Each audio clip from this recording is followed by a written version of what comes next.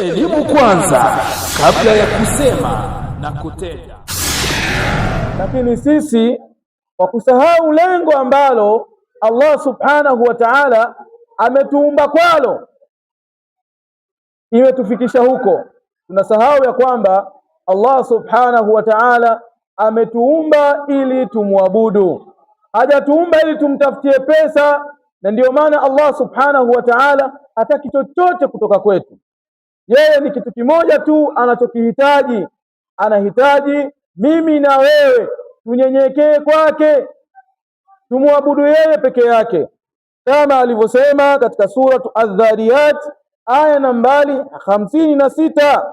Allah subhanahu wa ta'ala anasema wama khalaqtul jinna wal insa illa liya'budun. Hili ndiyo lengo, na Waislamu tunajifanya aya hii hatuijui, na hali ya kuwa kila siku tunasomewa, wengine tunaisoma wenyewe tunaifahamu. Allah anasema wama khalaqtul jinna wal insa illa liya'budun, na sikuwaumba majini wala watu isipokuwa kwa lengo moja tu, lengo lenyewe liya'budun, watu wamwabudu Allah subhanahu wa ta'ala. Na miongoni mwa mambo ya muhimu yanayoonyesha umuhimu wa tauhid, anasema at-tauhidu asasu salahi al-a'mal wa qubuliha. Tauhidi ni msingi wa matendo kuwa mazuri na kukubalika. Tauhid ni msingi wa matendo kuwa mazuri na kukubalika. Kwa sababu gani? Kwa sababu tauhid ni amri ambayo tumeamrishwa kuifanya. Mtu akiwa na ikhlas na tauhid, basi matendo yake yanakuwa ni mazuri. Mfano wa hilo, kuna matendo ambayo tunayafanya kila siku. Mfano kwa upande wa kina mama, upande wa kazi zao za nyumbani, ima upishi, kufua nguo, kuwahifadhi watoto, kuiangalia nyumba ya mume wake. Mambo haya yote ikiwa yataingiwa na ikhlas, ikiwa yataingiwa na tauhidi, mambo haya hugeuka na kuwa ibada na mtu anapata thawabu.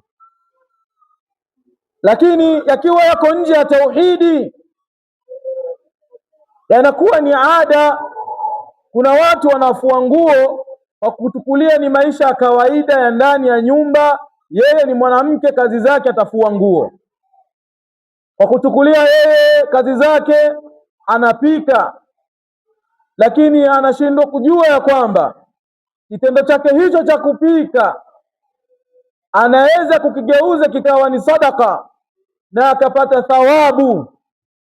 Kitendo cha kuosha vyombo, cha kufua, akapata thawabu, ikiwa atatia nia ya kwamba lile analolifanya pale lillahi, analifanya kwa ajili ya Allah. Kwa hiyo ndugu zangu katika imani, miongoni mwa umuhimu wa tauhid, unayageuza matendo yetu kuwa ni mazuri. Yale matendo ambayo yalikuwa ni adia, matendo ya ada, tauhidi inayageuza yanakuwa ni matendo mazuri na tunapata ujira. Na vile vile tauhidi inakuwa sababu ya kukubaliwa matendo. Amali yoyote ambayo Muislamu unaifanya, ufahamu ya kwamba inatarajia sana masharti mawili. Muislamu anapofanya matendo anatarajia au anategemea katika kukubaliwa matendo yake mambo mawili. Jambo la kwanza al-ikhlas, ni ikhlas, na ndiyo tauhidi. Kitendo chochote ambacho Muislamu atakifanya, ibada yoyote, ikikosa tauhid, hiyo haikubaliki mbele ya Allah subhanahu wa ta'ala. Kama hujaifanya lillah, haikubaliki. Lakini vile vile jambo la pili, almutabaa, ni kumfuata Mtume sallallahu alayhi wasallam, jambo ambalo alitufundisha Mtume, alilifanya Mtume au lilifanyika katika zama zake, akalinyamazia na akalikubali, basi sisi Waislamu tunatakiwa kufanya kupitia engo hizo tatu, liwe na mutabaa. Kwa hiyo tauhid, tunaona miongoni mwa umuhimu wake unapelekea matendo yetu sisi kukubalika. Takwenda kwa haraka haraka ndugu zangu katika imani, kutokana na muda ni mchache, kweli kweli. Naam, tauhidi vile vile ina matunda yake. Kwa yule ambaye atakayeamua kuishi kitauhidi, kukaa na tauhidi, kuwa ni mwenye kumpekesha Allah subhanahu wa ta'ala katika ibada zake zote na matendo yake yote, tauhidi ina matunda ambayo itamsababishia mtu huyu, yule ambaye atashikamana na tauhidi. Kipengele cha pili, fadhila za tauhidi na matunda yake. Kwa yule mwenye daftari aandike kipengele cha pili ni fadhila za tauhidi na matunda yake. Fadhila ya kwanza ya tauhid ni kwamba at-tauhidu mafza'ul mu'minin, tauhidi ni kimbilio la waumini. Tauhidi ni kimbilio la waumini au la muumini fi masaibihi, pale anapokuwa amekutwa na masaibu mbalimbali. Miongoni mwa fadhila za uwepo wa tauhidi ni kwamba tauhidi ni fursa ambayo inampata Muislamu au anaweza kuitumia Muislamu pale anapokutwa na mambo magumu, mambo mazito. Tauhidi imekuja kama kimbilio, ili wewe pale unapokutwa na mambo mazito jielekeze zaidi kunako tauhid. Ajaban limri'in mu'min inna amrahu kullahu khairun. Hilo ni jambo la kwanza katika fadhila na ubora wa tauhid. Vile vile tauhidi miongoni mwa fadhila zake huwa asasu li hayati tayyiba, ni msingi wa maisha mazuri.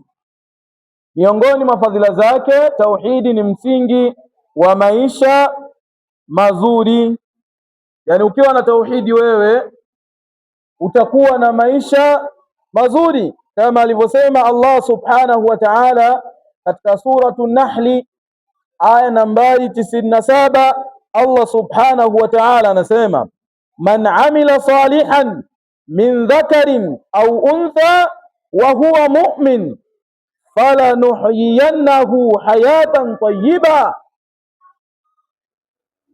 Naam, anasema Allah subhanahu wa ta'ala ya kwamba man amila salihan, yoyote ambaye atakayefanya matendo yaliyokuwa mazuri, kwa maana matendo yaliyofungamana na kutokana na tauhidi, min dhakarin, kwa wanamume, au untha, au ni upande wa wanawake, wa huwa mu'min, na akawa ni muumini wa sawasawa, kwa maana akawa na tauhidi, akawa ni muumini wa sawa, falanuhyiyannahu hayatan tayyiba, mtu huyo tutampa maisha mazuri.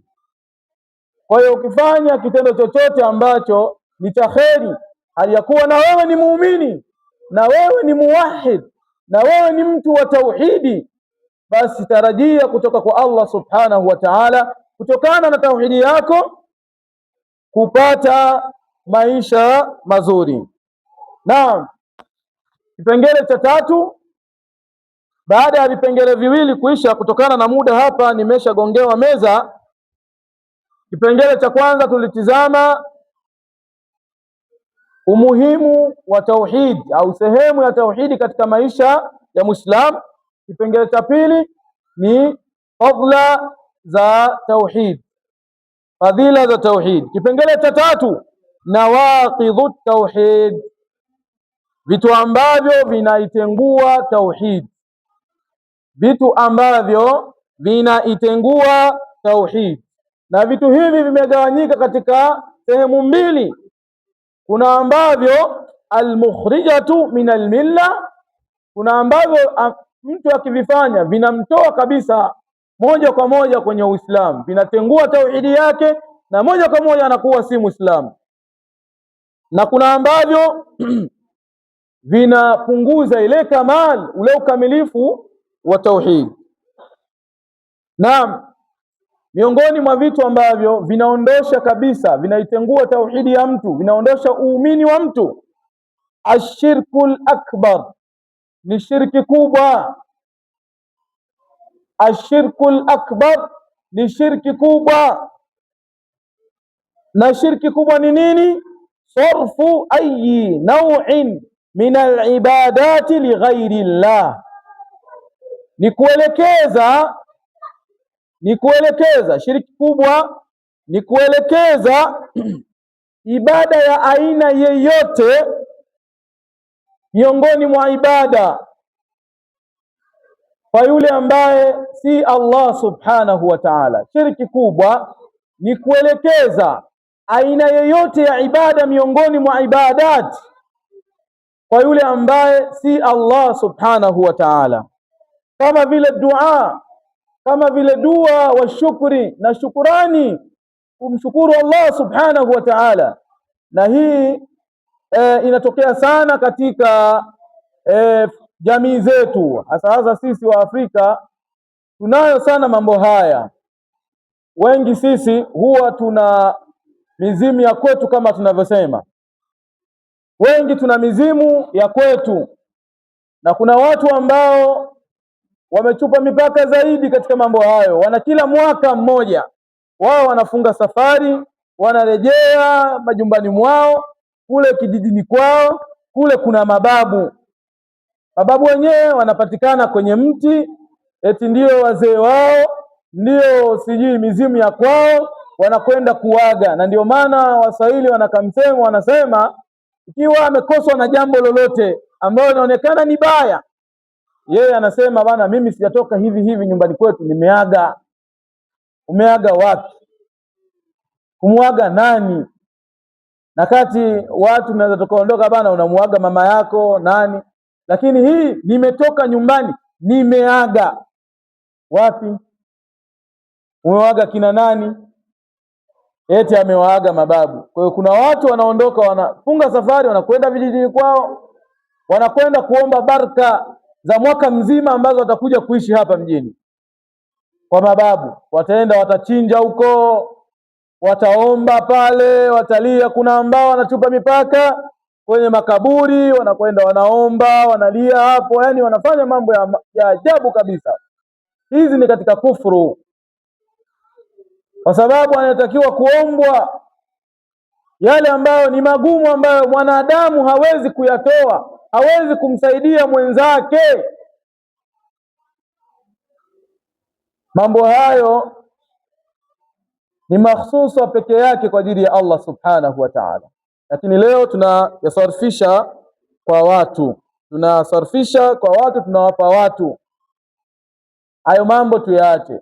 Vile vile mtu akifanikiwa anarejesha shukurani kwa mababu kijijini kwao, kwenda kwenye mizimu yao, mizimu ya kwao, kwenda kushukuru kwamba wale mababu ndio wamewezesha maisha yake, ndio wanafanikiwa na ndio wanafanya nini. Vitu vyote hivyo ni katika shiriki kubwa, na wale ambao wana mambo kama haya, sempuli ya mambo haya, ni watu ambao wametoka katika Uislamu, wametoka katika Uislamu. Unatazama Amani TV Online, amani kwa wote.